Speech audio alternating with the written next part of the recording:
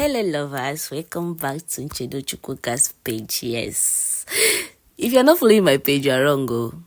Seriously, because in this page you will learn a lot of things you can do at home without breaking a bank, without stressing yourself. You will learn a lot from this page. Seriously, if you're not following this page, you are wrong. So make sure you follow this page and always share my videos. So in this video, today's video is all about garri and groundnut. So this is another way you can fry your groundnuts without sand by using garri. Yes, garri, also ibondo. Yes. So first you heat your garri, heat it very well. Make sure that your garri is hot. And while at it, you have to stir. Yeah, don't need time with that number.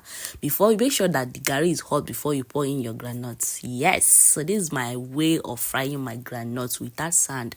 This method is very easy and stress-free. I'm telling you, my sister, my brother, this method is very easy. Seriously, just try this method. Please share my video to your family and friends for them to see what I have in here. Understand? Follow my page if you're not following. Share my video, guys, and God bless you.